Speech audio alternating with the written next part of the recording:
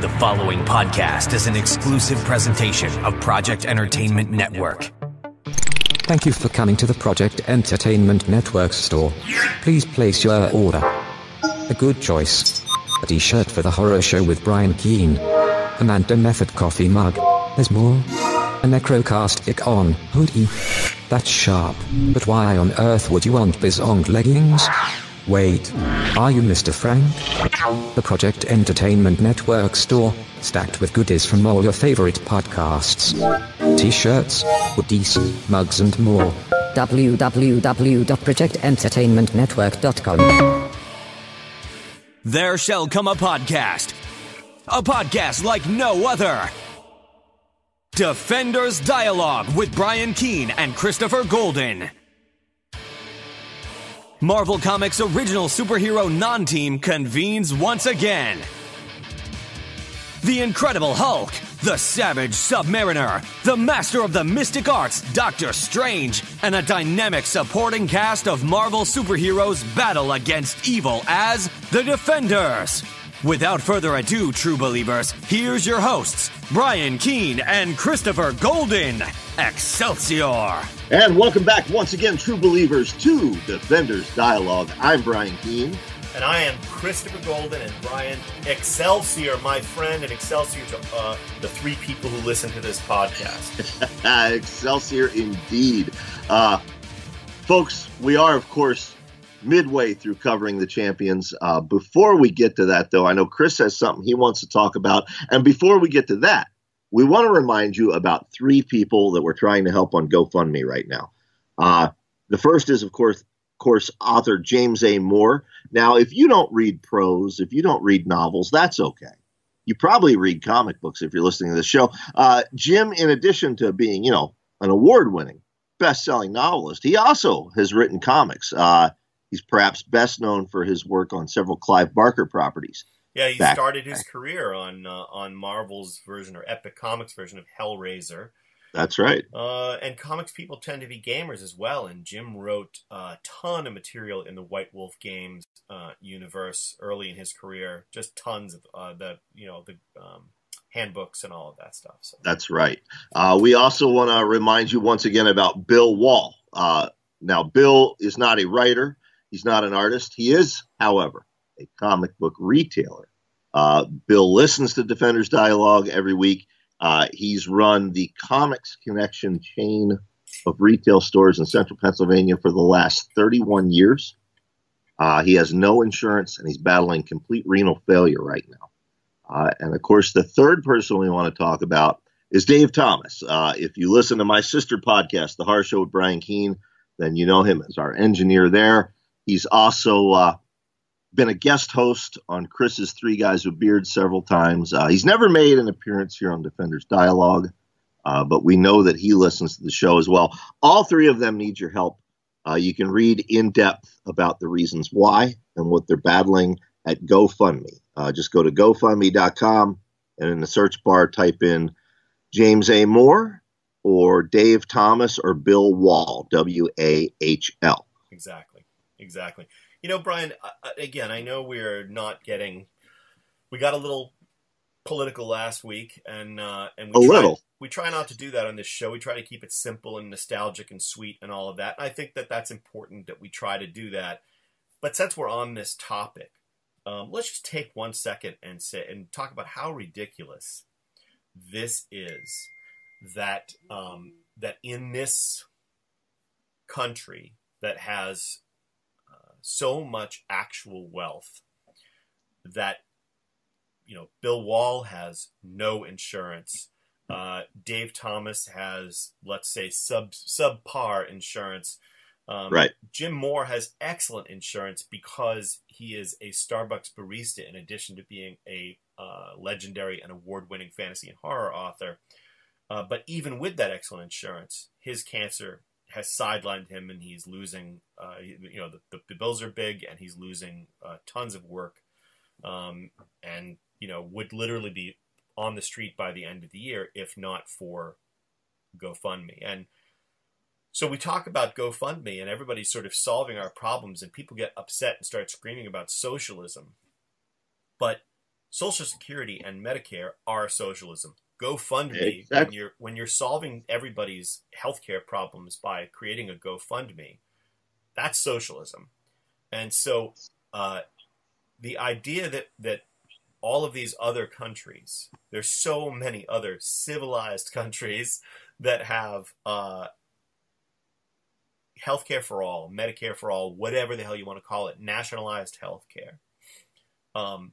In which case, Bill Wall would be being treated right now, and he would not be getting the bills. People wouldn't have to die or come close to dying because they couldn't get the treatment that they deserve. I will tell you this, that there is a medication that Jim Moore is on that is very important to saving his life from this disease, that I'm looking right now at the text he sent me yesterday because we were discussing it. This is and this is a thing, okay? So he's on a medication that's a daily medication. It's an injectable once a day. Every single day, the medication in the generic form is $4,333. Yep. A shot. Yep. $4,333 a shot. Yep. Now, in Jim's case, guess what? His insurance is covering the generic version of that shot, which is amazing. But Bill doesn't have insurance. Nope. Dave's insurance likely wouldn't cover that shot. So we are in a situation that is just completely ridiculous, and there is an easy solution that so many other countries have adopted and adopted effectively. And what are we on this earth for if we're not going to take care of each other? I would echo that, and I would stress, because I know we have listeners that are on the right side of the aisle, and I would remind them. I'm talking about saving them too. Well, I know, and that's what I was going to say. I would remind them this is not an issue of the left versus the right, absolutely, or progressives versus conservatives.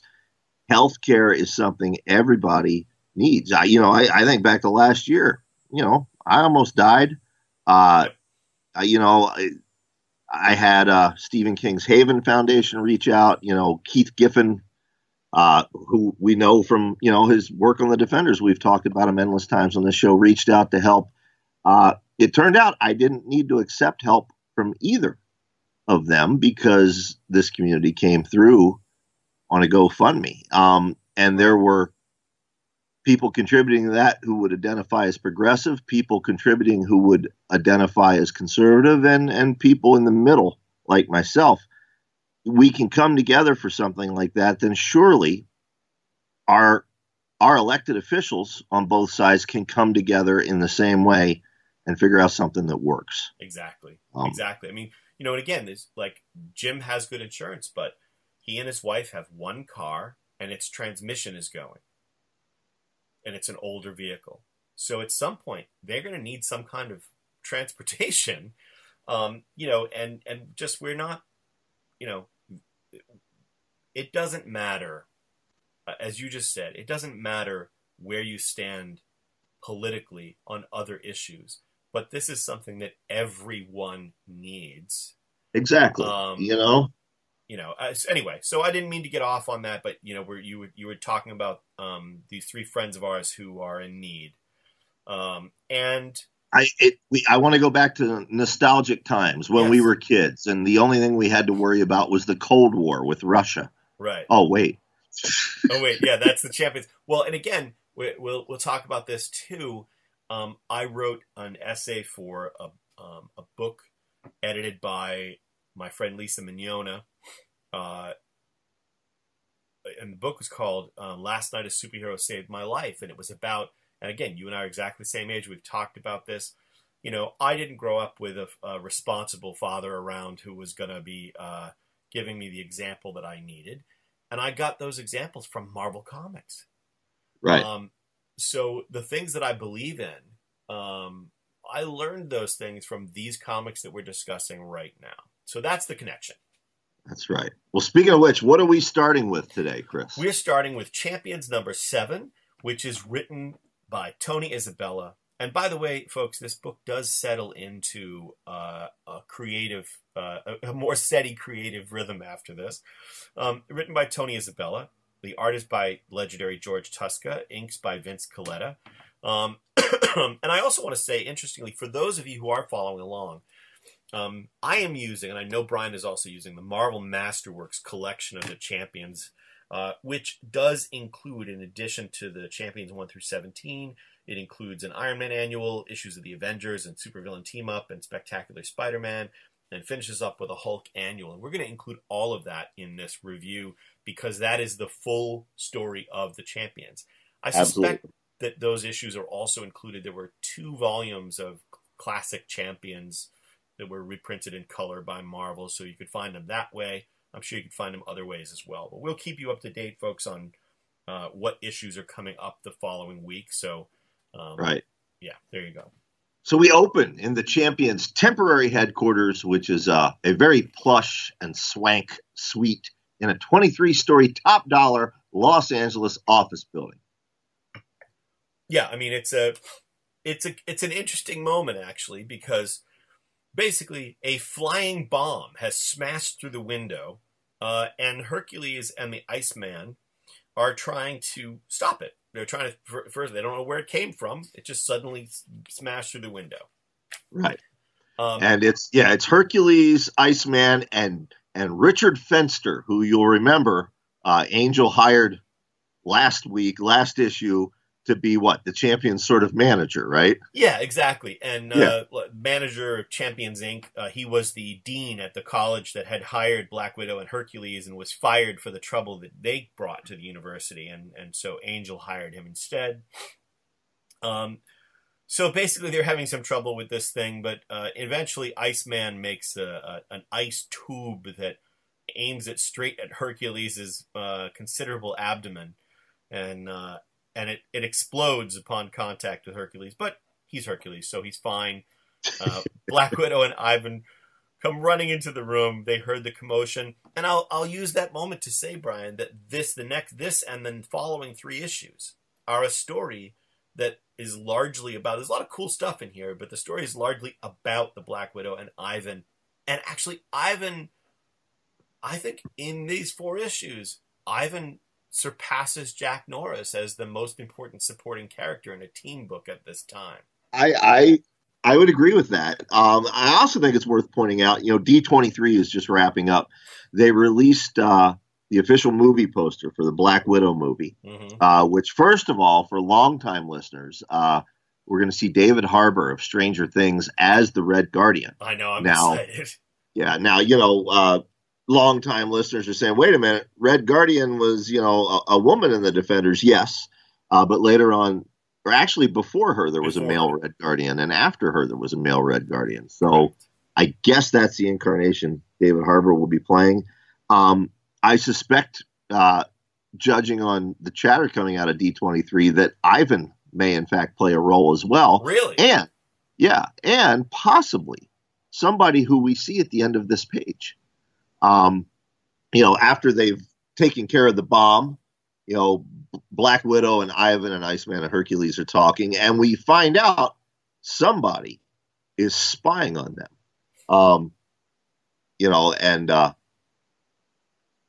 He seems to have a history with Ivan and Black Widow in particular.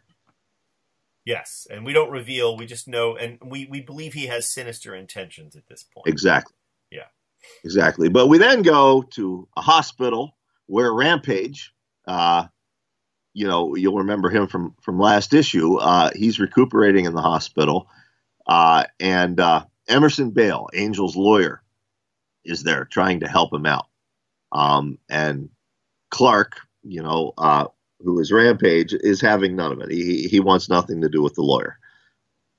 I find it really interesting, actually, that in this issue especially, the Champions just give Stuart Clark, a.k.a. Rampage, all the rope he wants. I mean, they're trying to cut this guy a break. I don't know why. I don't know why they're being so, so open with him and willing to let him kind of do his thing. But nevertheless, they are. Then, there's there's a moment when Johnny Blaze realizes that Rampage is up to something. He hears a noise. Rampage is not cooperating with them. He decides he's going to go in and try to scare the crap out of him as the Ghost Rider. He transforms, and as he does, a beam of black energy smashes out through the door and into the security guards. And so Ghost Rider runs into the room, and all of a sudden this book moves up to the next level where it will stay for a while, because we have two villains who appear on the next page. Darkstar, who we'll talk about, and I think my second favorite villain who appears in the Champions, the Griffin. That's right. Now, Darkstar, as I've said on previous episodes, I did not have exposure to the Champions as a kid because my newsstand didn't carry it. So Darkstar I only knew from the pages of the Hulk. And Griffin I had never seen before. I mean, I'd seen him in Marvel handbooks and pictures of him online, but I'd never actually read Griffin in anything.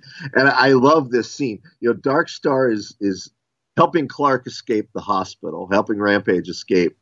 And Griffin, he's human with white clawed hands and feet, wings like a hawk, a lion's mane. It is one of the most ridiculous looking Marvel characters I think I've ever seen.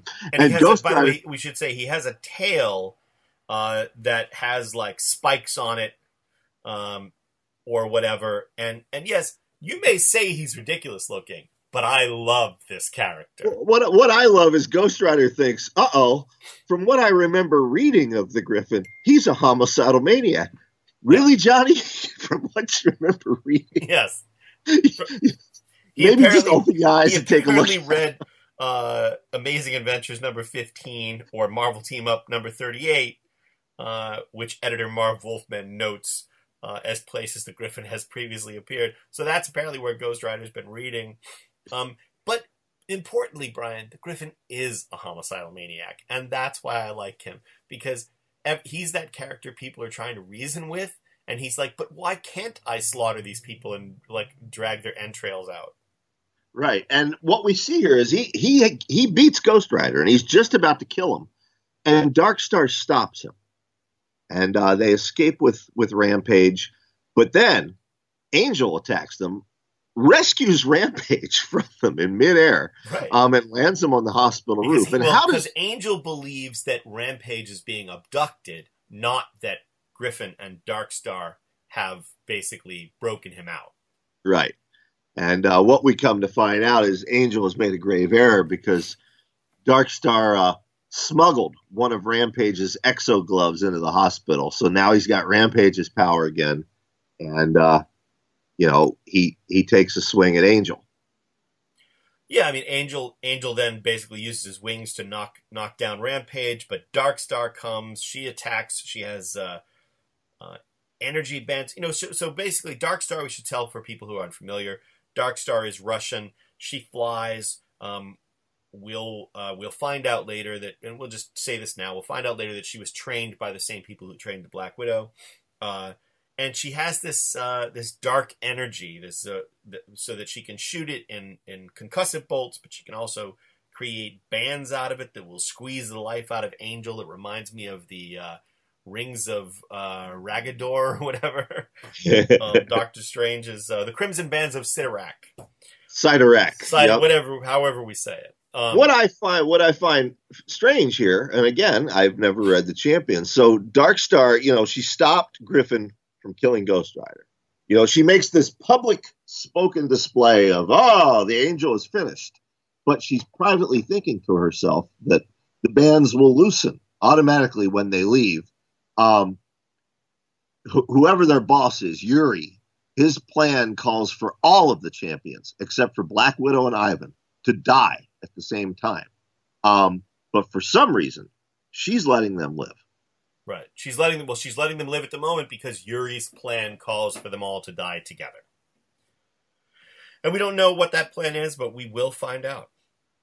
Right. Then Griffin is pissed because she didn't let him kill Ghost Rider, and now Ghost Rider has recovered and is following them. Darkstar goes back and sort of tries to blast Ghost Rider from the sky. She blows up his bike, but Angel saves him at the last minute. And they realize that they have just fought the first battle, Angel says, in an all-out war. Right. We then transition back to the Champions headquarters. Once again, we get that 70s superhero angst. Bobby is still thinking about quitting the team. But that's not important. What's important is that the guy, there's another guy in the headquarters sneaking around. None of them see him. And then Fenster actually spots the guy, and they give chase. And what happens? Fenster spots somebody. Yeah, I'm sorry. Chase, yeah. And we're led to believe it's this intruder, but in fact, there is a second intruder. It's a young boy who has snuck in because on the TV, they said that if someone was in trouble, they could come in and get help from the Champions, and the kid says he needs help awful bad. Right. This was a stroke of luck for the intruder, who momentarily reveals himself as a character who's called Outcast. At least Tony Isabella is only calling him Outcast at this point, so I'm curious to know what Tony intended at this point, but we'll find out later what happens. But perhaps more shockingly... Yes, go ahead. Yeah, his father is Ivan. Yes, Ivan Petrovich is the father of this Yuri character, the Outcast. Dun, dun, dun. There you go. So there you go. So the Ivan and the Black Widow, we cut to them. They've received a delivery of a black pearl, which turns out to be the calling card of the man who trained the Black Widow, Commissar Bruskin. Yes. And I suspect we'll see Bruskin in some form in the Black Widow movie. Yeah, it'll be interesting to see what they do. Hopefully, if we see him in the Black Widow movie, he will not be wearing this hat. Widow. It's a silly looking hat. It is. It's straight out of a Sean Connery era James Bond movie. But Widow figures out that he's spying on them from the rooftop next door. She confronts him. And we learned that, the Black Pearl that he sent her, that was his nickname for her when they were training her to be an assassin in Soviet Russia. And it turns out that this guy isn't a villain at all. It becomes a touching reunion. He tells her, you and Ivan have always been more than agents to me. And Natasha tells him, it's good to see you again, old friend. Yes. And he tells her that he wants to warn her about something. But before he can, he is blasted. And we see the arrival of yet another villain in this story, the Titanium Man. That's who right. Is a classic member of they used to call them, what were they? The Soviet Super Soldiers. Soviet Super Soldiers. There you go. Yep, of course, they were in the Hulk. A lot of times they would pop up in the Hulk, the pages of the Hulk. And then, of course, they were not Soviet. And once the Soviet Union was no longer called the Soviet Union. So, right. We switch over to to Champions number 8, written by a writer who will be writing most, if not all, I'd have to look, but most of the remaining issues of the Champions and a number of the connected issues that we'll be covering. Bill Mantlo, who is a very solid writer, and the art is by penciler Bob Hall, inker B. Patterson. I'm not sure who that is. Bob Hall would go on to do a lot of work for Valiant when Jim Shooter was running that company. Yep. I believe I think he did Shadow Man. Did Shadow Man and Mantlo, of course. A historic run on the Incredible Hulk. The Micronauts, Rom Space Knight, Cloak and Dagger. These are some titans coming to the pages. Yep. Yeah, really solid. And the art is decent in this issue, but it gets way better around the corner when John Byrne takes over on art, right? Which we will discuss when we get there. Anyway, so we open back in Champions headquarters, and someone, I'm just going to go ahead and reveal who. It's Rampage. Rampage has brought them photos of the Black Widow Black Widow and Ivan being captured by Titanium Man. Yes. Hercules is losing it. He smashes the table. He's trying to threaten Rampage, but Rampage is not frightened of him. Hercules threatens to peel off his armor, which I like. But Ivan, the only thing I don't like about this is Ivan is a guy who grew up in the Soviet Union. But right. He talks like an extra in a 1970s Martin Scorsese movie. That was my complaint about this issue too, and no disrespect to Bill Mantlo. Yeah. I love the guy's work, but yeah, Ivan, particularly in previous issues of the Champions, he has a very particular cadence when it comes to dialogue. And you're right, he's written like Harvey Keitel here. He grabs the bromance between him and Hercules continues, but he grabs Hercules' arm and he says, "Ease off, Hercules. The widow and me are real close, pal." Yeah. No one from Soviet Russia is talking like that. Yeah, I had that issue throughout. And I also, it also kind of bugged me that I don't mind the fact that Johnny Blaze is written like an actual cowboy. He talks and thinks like, someone out of the Old West, basically. But it's not consistent with the way that the character is presented in other places. I mean, it has been, but it sort of like goes back and forth. But yeah, I mean, the character in his own book, he was a '70s cowboy. Right. He was a biker. Right. He didn't say things like "I reckon" and "I'll see y'all down in the holler." Right. But yeah, his dialogue here, there are moments when it comes off like that. Yes. But the art makes up for it. Yes, it does. Yeah. So we get an argument about essentially what they're going to do about getting the widow back and Ivan back. No, sorry, the widow back. Ivan's here. And they're trying to figure out who has her. And Rampage doesn't mind saying he doesn't know the identity of the guy who's in charge of this caper, but he knows that he's called the Outcast. And Ivan recognizes that name and calls Rampage a liar and decks him. And Hercules is very impressed by that. He gets a big old grin and he pumps the air with his fist and he says, "By Zeus, friend, 'twas quite a blow."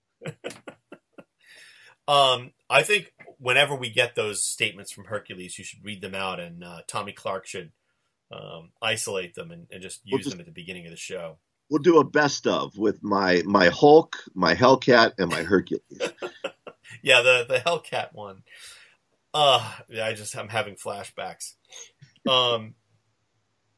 Anyway, there's some more fighting, and then basically what's happening here is that Rampage,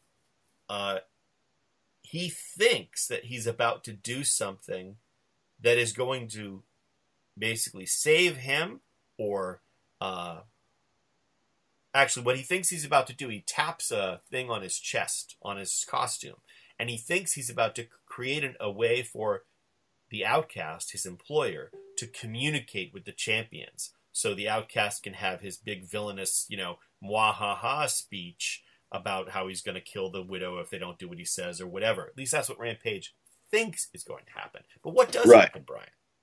Well, what happens is it turns out that the Outcast actually pulled a double cross on him.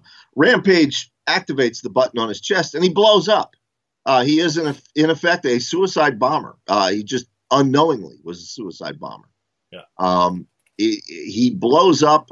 Hercules manages to save Ivan. Bobby throws up an ice shield and saves everybody else. But it looks like this may, in fact, be it for Rampage this time. And as we transition outside where Darkstar and Griffin are hanging out, we see that, in fact, now the building is on fire. Yes, the building is on fire. Darkstar and Darkstar and Griffin knew this was going to happen. This was all part of the plan that they were privy to. And interestingly enough, Griffin is basically saying this was necessary. At least that's what our, quote, master keeps telling us. And Darkstar says, perhaps, but Yuri only commands my obedience, Griffin, not my conscience. That alone has been left to Darkstar. May heaven help me. So we already see that Darkstar is a different kind of character. She is involved in this sort of villainous endeavor, but there's more to her than meets the eye, that she's definitely having second thoughts about this. Right. Yeah. So the inside there, Iceman is putting out the fire. Hercules is, moving the furnishings around that Angel saved Fenster and Bale. And it looks like, Brian, that although he apparently exploded, it looks like, in fact, his suit saved him, and it was only that disc on the front of his costume that exploded and blew Rampage across the room. He's badly injured, though. Right. We get a taste of, the concept of privilege in the 1970s. Warren leans over him and says, what a waste. This guy builds a suit capable of miracles, and an insane obsession for money brings him to this. And Ghost Rider calls him on his shit. He says, you don't know what it's like to be broke, what it can do to you. And the Angel says, I guess not. I thought that was just a nice touch, a nice moment there. Yeah, it's an interesting conversation. And at least it's, it's a reminder that we're paying attention to who these characters are and where they come from. Right. And again, what's the point of taking these disparate characters and putting them together in a room if you're not going to treat them as individuals? So good stuff, Right. In any case. So, yeah, Ivan, he looms over Rampage, and it turns out that Rampage is, in fact, dying this time. This will be Clark's last encounter with the champions. And Ivan's demanding him, where is the Black Widow? And, Clark tells him, it was Outcast who did it all. He said, you and him were tight. You know each other from a long way back. Then he loses consciousness. And, Ivan punches holes in the walls because what else is he going to do? Yeah. And at that point, Ghost Rider says, look, you guys are looking for the Widow. And when I get back, I'm going to do everything I can to find her. But if this group means anything, he's got to take Rampage to the hospital. So he's going to take Rampage on his bike to the hospital. And then we have this great moment, my favorite panel on this page anyway, of Bale and Fenster, with Fenster saying, good Lord, I just realized something. That skull, it's not a mask. And Bale says, why do you think I had to sit down, Mr. Fenster? And which I just love. I love the fact that, and we should have that. These guys should be crapping their pants over the fact that this guy's a demon in their midst, Absolutely. Absolutely. So after Bale leaves to go do lawyer stuff, Fenster tells them, okay, yeah, I know that, Ghost Rider just left with an injured supervillain and Black Widow, is missing, but we have a more immediate problem. And what is our more immediate problem, Brian? They have to give a press conference to announce the new supergroup called the Champions. Exactly. And their headquarters is a mess. Yeah. So basically, you guys have to clean this all up because we have a bunch of press coming here in 2 hours and you need to, or an hour or whatever it is, and you guys need to give this press conference. Right. And Angel's his very ugly yellow and red costume has been torn up. And he's like, look, I don't even know. Maybe we should just call it a day. The Widow's been kidnapped and Ghost Rider's gone. And, let's and Ivan gets pissed. He's like, I just was about to, tell the Widow that she was right to join this group. But instead, you guys want to throw in the towel. So he gets pissed. He leaves. Fuck you, American capitalist pigs. Exactly. It's not what he says. Spoken like Harvey Keitel, anyway. But yeah. So basically that's what's happening. That's argument is going on. And we cut away to the Black Widow and Alexei Bruskin, also known, the former KGB chief known as the Commissar, and the Widow's teacher. That's right. And they are tied up, unconscious, in a warehouse somewhere. The Black Widow wakes up just as Darkstar comes in. And,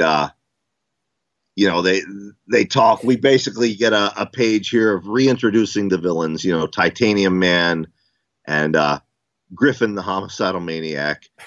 And, I don't know that we need to dwell on that very much. Do you? No, I think only to say that, Darkstar is from the Soviet Union. Right. And the Titanium Man is as well. Griffin is not. He's just a homicidal loony for hire at this point. Right. But then a fourth villain makes himself known. He is the Crimson Dynamo. And when he takes off his mask, we find out that he is Yuri Petrovich, the man who was slinking around inside Champions headquarters. And he is, in fact, the son of Ivan Petrovich. Yeah, and this is what I was wondering about, is whether or not, when Tony Isabello had written the previous issue, his intention was to keep Yuri as the outcast, or did he have the plan early on and share it with Mantlo that Yuri, in fact, would be taking on the identity of the new Crimson Dynamo, because there had been other people who'd been in the armor of the Crimson Dynamo in the past. Again, a major Soviet villain, fought Iron Man about 7 million times. Right. But Yuri Petrovich is the new Crimson Dynamo. And he has been tasked with returning 3 embarrassing defectors, the Black Widow, her teacher, and Ivan. If you don't understand what that is, kids, back in the day when Russia was still the Soviet Union, people would defect. They would sneak into the U.S., what these days we would call, I guess, illegal immigration. Yeah. They would sneak into the U.S. for a chance at a better life, and we would give it to them.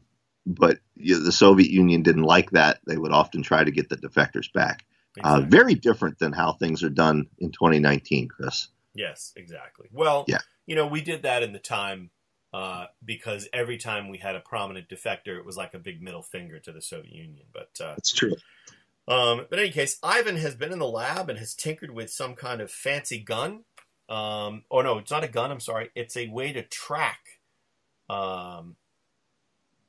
Alexei Bruskin, the Commissar, using the Black Pearl. That he can find another Black Pearl.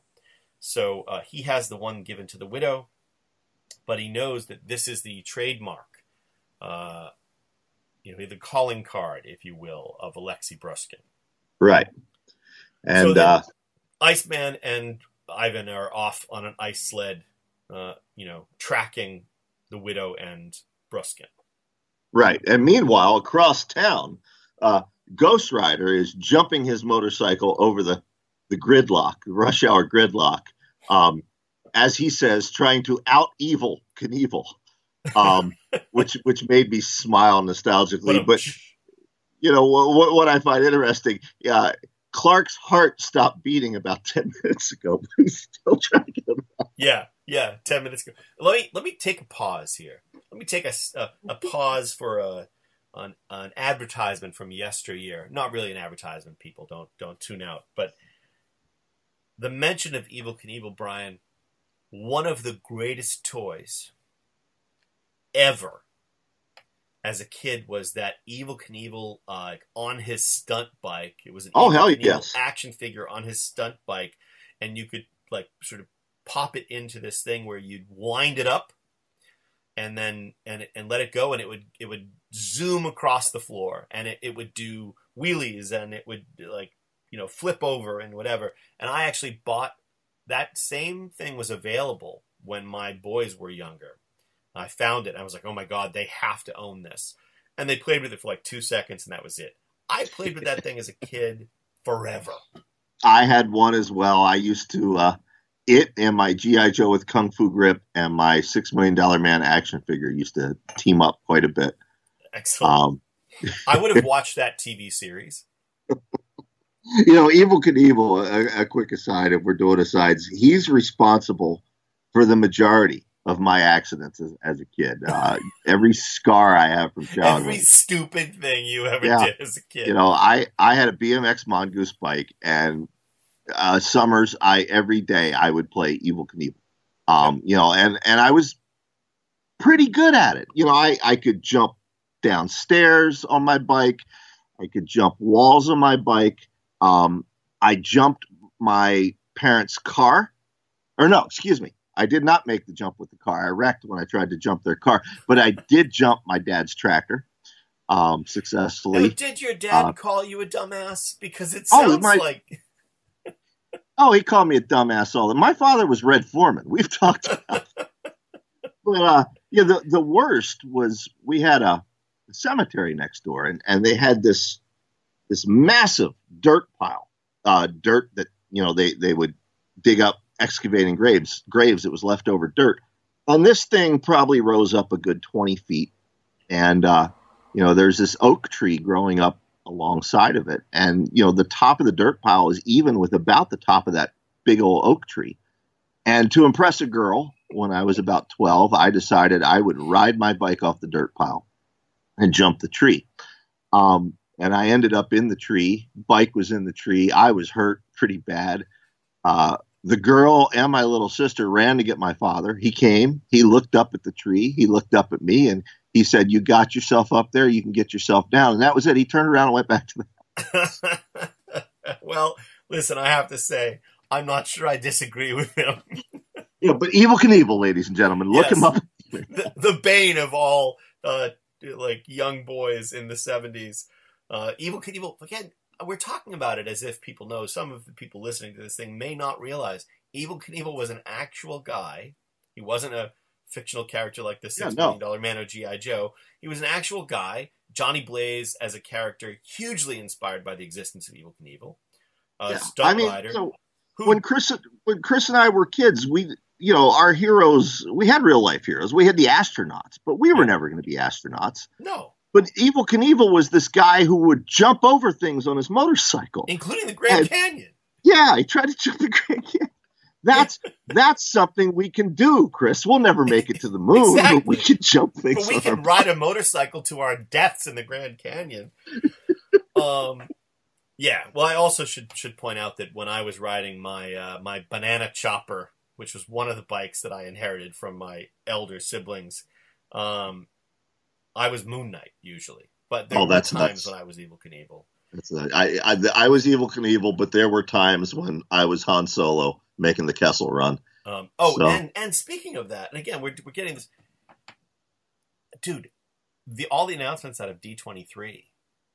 I mean, there's a Moon Knight TV series coming to Disney Plus. There is. I wondered if we would mention that today or not. There's a Moon Knight TV series, and I have to say, all due respect to the Warren Ellis reboot version of the character, but I sincerely hope that the version we're going to get is that Doug Mensch, Bill Sienkiewicz 1980s version where he's basically fighting terrorists and lunatics. Well, that's the seminal run on Moon Knight. When you think of Moon Knight, I would think they would draw from that very heavily. I hope so. Because that you know, anyway, I was super excited about that. Also excited about Ms. Marvel, and also excited about She-Hulk. And I have to point out too that I created a little bit of a tempest in a teapot on Twitter the day that was announced, because I went on Twitter and suggested that they cast Priyanka Chopra as Jennifer Walters. And I had one side of people for the first day, all these people saying, oh, they would love to see that, how great that would be. And I said, let's CGI worry about She-Hulk. But as Jennifer Walters, Priyanka Chopra would be great. And then by late that night, when I woke up the next morning, this thing had taken on a life of its own. And all the people who were very angry about my suggestion had begun to chime in. And there were people who were very upset about this suggestion. I'm just like, there are bigger things for us to fight about. But anyway, I thought that was interesting. Have they turned on the news lately? I know. They were very upset about this. But But anyway, so many cool announcements coming out of D23. Well, and a cool announcement coming out of Champions headquarters, because as we transition from the hospital back, Angel is back in his X-Men Angel costume. Thank God. Yes. Because that other costume was so hideous. Only, interestingly enough, and I wonder if this was an error, it has been colored instead of blue and white, which it was when he was in the X-Men. It is now red and white. And Fenster's dialogue, Angel says, "I thought I ditched this outfit when I left the X-Men. It wakes up a lot of memories, Dick." And Fenster says, "I wish you told me that before you pointed out that I'd got the colors wrong." So I wonder if that was intentional, like if they wanted the color to be red, or if that was a coloring error. I'll tell you, in looking at the panels and examining the structure of the panels, the next two panels, they cram a lot of word balloons in there. I suspect this was, in fact, a coloring error, and they added the dialogue post-edits to explain it so that they wouldn't have, 8-year-old Chris and 8-year-old Brian writing in demanding a no prize. Exactly. Because those no prizes were very expensive for them to send out. So basically, we're left with Hercules and Angel as the only members of the Champions there to meet the crowd and the press when they announce the formation of the Champions and their new headquarters and all of this. The governor is there. Interestingly enough, it was the governor. Jesus, what? My brain is fried. I'm sorry, Brian. This is what happens when you're 52. Yeah, it's Governor Brown. It's Governor Jerry Brown. Exactly. Thank you. Yeah. Who would go on to be retired for many years and then come back and be a much better governor than he was the first time he was governor of California. Yep. So I thought that was interesting.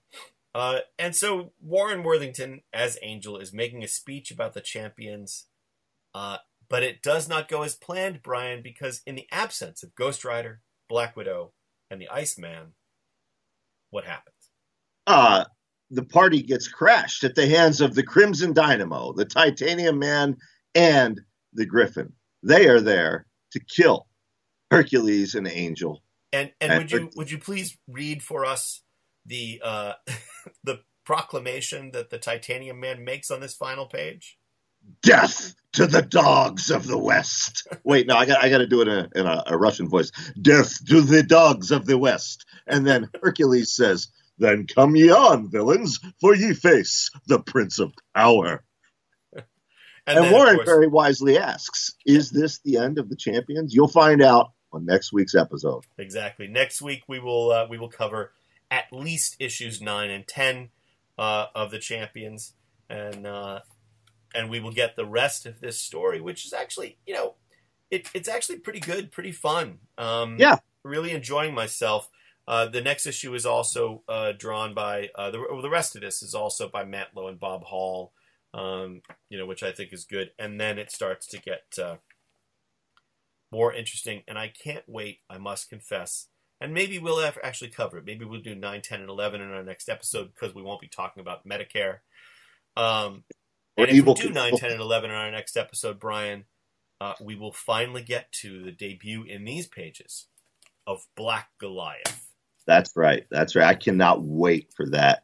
You know what else I can't wait for, Chris? What's that? Anytime I go to a convention or, a comic book store appearance or a bookstore appearance, and somebody comes up with some Defenders Dialogue swag. They're wearing our T-shirt, or they bring me one of our coffee mugs to sign, or one of our mouse pads to sign. Now, you might be saying, wait a minute, there's Defenders Dialogue T-shirts and other swag? Yes, there is. You can get it at our network's website, projectentertainmentnetwork.com. Projectentertainmentnetwork.com. Go there, select Defenders Dialogue from their list of podcasts. I think we have 24 other podcasts on the air with us, but we're the only one you need to listen to. But yeah, select Defenders Dialogue, and it'll take you to the store page and buy something. and, you know, show your support for the show. We certainly appreciate it. Absolutely. Absolutely. And in fact, you know, tweet at us. Let us know. You know, I actually think this is really interesting, and we have to post about this too. After we're done with the champions, we're going to do Black Goliath. And that's very short. It's only 5 issues. Brian, I've also been thinking, you know, they've got the complete Tigra and the complete Manwolf coming out. Those seem like nice self-contained, crazy ass, like, you know, 3rd-tier Marvel things that we should be talking about. Absolutely. Tigra, you know, does have a connection to the Defenders. That's definitely, I've actually been going back and collecting those Manwolf appearances on their own in floppy. Well, they're all going to be contained in the complete Manwolf, and there will be also the complete Tigra. And I think that those are things, I love the idea of doing these sort of short runs of these sideline characters that we think are so cool. As long as we get to Man-Thing and Son of Satan at some point. Yeah, that's totally fine. So there you go. So what I would like to do is I would like to see, you know, post Black Goliath, you know, Tigra, Manwolf, Man-Thing, Son of Satan, Marvel team up, Marvel 2-in-1 probably, because team up is a little bit too normal for this podcast. But I'd be curious to see what amongst those or other things that the 3 people listening to this podcast would like to hear us cover. And so anyway, let us know. And on that note, Brian, I say Excelsior, true believers. Excelsior to you, my friend. We'll see you next week, folks. You're listening to American Top 40. More tragedy in the news today. Kim Kardashian has a new baby. What the hell? There's nothing good to listen to. Hey, wait, what's this? You gotta roll that out. See, it makes me do weird things. I don't like it. God damn it. I'd be going down on myself?